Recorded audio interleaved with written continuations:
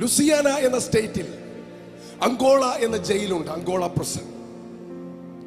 ആ ജയിലിൽ 5000-ഓളം തടവുകാർ, അതിലധികം തടവുകാരെ. അവിടെ ജയിൽ വാർഡനായി ബേൾ കെയ്ൻ എന്നൊരു വ്യക്തി കടന്നു വന്നു. ഏത് സമയത്തും അക്രമം പൊട്ടിപ്പുറപ്പെടാവുന്ന, ഏത് സമയത്തും വയലന്റായി പെരുമാറുന്ന, നിയമത്തെ ഭയമില്ലാത്ത, പോലീസിനെ ഭയമില്ലാത്ത, മരണത്തെ ഭയമില്ലാത്ത ഒരു കൂട്ടം ക്രൂരന്മാരാണ് ഈ ജയിലിൽ താമസിക്കുന്നത്. എല്ലാ വാർഡിലും, എല്ലാ ജയിൽ മുറികളിലും, വരാന്തകളിലും ചോരയുടെ മണം. എന്നും അടിപിടി, എന്നും വഴക്ക്, പോലീസുകാരും ജയിൽ പുള്ളികളും തമ്മിൽ എന്നും അതിക്രമങ്ങൾ. താൻ ജോലിക്ക് കയറിയ ദിവസവും ഒരു വ്യക്തിയെ വധശിക്ഷയ്ക്ക് ഏൽപ്പിച്ചു കൊടുക്കുന്നത് അദ്ദേഹം കണ്ടു.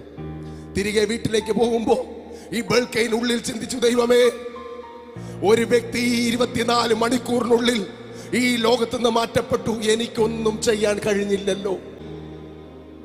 പിറ്റേ ദിവസം അദ്ദേഹം രാവിലെ ചെല്ലുമ്പോൾ തന്റെ കൂടെയുള്ള ജോലിക്കാർ മറ്റൊരാളുടെ പേര് കാണിക്കുന്നു. ഗവൺമെന്റ് ഇന്ന് വധശിക്ഷയ്ക്ക് വിധിക്കേണ്ട ഒരു വ്യക്തി. വൈകുന്നേരം ഈ വ്യക്തി മരണത്തിന് കീഴടങ്ങേണ്ട വ്യക്തിയാണ്.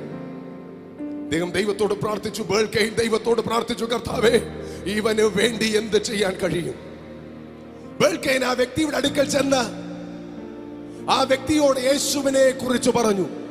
ആ വ്യക്തിയോട് പറഞ്ഞു, ഈ ജയിലിൽ നിന്ന് രക്ഷപ്പെടുകയല്ല, നിനക്ക് വിലയേറിയൊരു ആത്മാവുണ്ട്. നിനക്ക് കുറ്റബോധത്തോടെ, പാപബോധത്തോടെ കർത്താവിനോട് നീ പാപം ഏറ്റുപറയാൻ തയ്യാറാണെങ്കിൽ നിന്റെ ജീവിതത്തിൽ ഒരു മാറ്റം തരാൻ കർത്താവ് ഇന്ന് പ്രവർത്തിക്കും. ബേൾ കെയ്ൻ എന്ന ജയിൽ വാർഡൻ അന്ന് അവനോട് പറഞ്ഞ സുവിശേഷം കണ്ണുനീരോടെ ആ കുറ്റവാളി ഏറ്റെടുത്തു.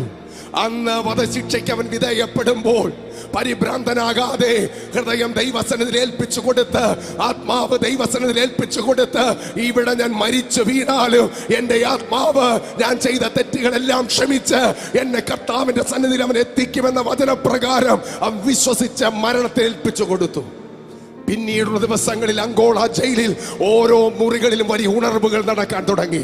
ഓരോ മുറികളിലെ ജയിൽ പുള്ളികൾ കർത്താവിനെ അറിയാൻ തുടങ്ങി. ഓരോ വ്യക്തികളും കർത്താവിന് വേണ്ടി സറണ്ടർ ചെയ്യാൻ തുടങ്ങി. കെയ്ൻ എന്ന ജയിൽ വാർഡൻ കുറച്ചു വർഷങ്ങൾ കൊണ്ട് ഗവൺമെന്റിനോട് പറഞ്ഞു, എനിക്കൊരു 12 വർഷം തരണം.